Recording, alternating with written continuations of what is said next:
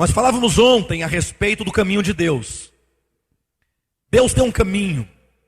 Ele está caminhando de eternidade a eternidade. Deus começou os seus passos na eternidade passada. Se alguém quiser conferir essa questão de eternidade a eternidade, vocês podem consultar o Salmo 90, versículo 2. Podem consultar Daniel, capítulo 2, versículo 20. Textos nos quais existe a expressão de eternidade a eternidade.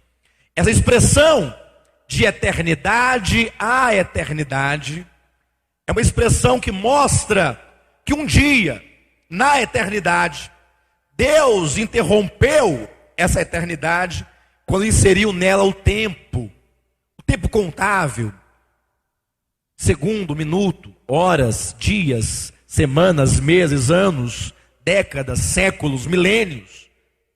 E então vem o tempo, e quando então esse tempo acabar, quando chegarmos, naquele que a Bíblia chama de então virá o fim, e este fim não é na vinda de Cristo, porque muitos erroneamente têm entendido Mateus, no capítulo 24, quando diz: e o evangelho do reino será pregado para testemunho de todas as nações, então virá o fim. Muitos entendem esse fim como que quem diz: está vendo? Há muitos países que não conhecem ainda o evangelho, precisamos pregar o evangelho, que Jesus morreu na cruz. Este é o evangelho da graça. Embora não sejam 2 ou 3 evangelhos, mas são prismas do evangelho de Jesus Cristo. O evangelho, ele tem 3 facetas. O evangelho tem 3 aspectos. Há o evangelho da graça, o aspecto da graça, da salvação, o aspecto do reino, e também o evangelho eterno de Apocalipse. E portanto, cada aspecto desse vai construindo o que nós chamamos de o evangelho completo de Deus. O que é evangelho completo? É o evangelho em todos os seus aspectos diferenciados. O que a igreja evangélica, na sua maioria hoje, prega é simplesmente o aspecto da salvação por graça. E olha que quando eles falam de graça, eles não sabem o que estão falando, porque no final acaba por ser por obras também. Mas enfim, então, quando diz o evangelho do reino será pregado para testemunho a todas as nações, as pessoas, na maioria delas, pensam que é pregar o evangelho da graça para que Jesus Cristo venha. E Jesus Cristo vindo virá o fim. Não, não virá o fim coisa nenhuma.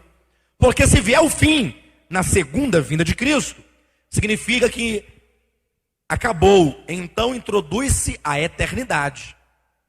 Ué, pastor, mas não é assim não. Eu aprendi que depois que Cristo vem, os salvos vão para o céu, os ímpios para o lago de fogo, e agora eles queimando no fogo e nós cantando no céu. Não, não é assim não. É errado. A Bíblia vai além desse pensamento mitológico. Vai um pouco além. Na verdade, quando Cristo vier, nós vamos ver isso aqui amanhã, de manhã, Ele próprio virá pessoalmente, corporalmente, e Ele ainda vai introduzir um período de 1000 anos, em que Ele vai reinar com os cristãos vencedores sobre nações. Então, somente no final do milênio, quando o Filho entregar ao Pai este reino, outrora compartilhado, usurpado, resgatado, vitorioso, então agora Ele entrega, aí sim, virá o fim. Quando diz, então virá o fim, quer dizer que dali para frente não há mais contagem de tempo. Introduz-se a eternidade.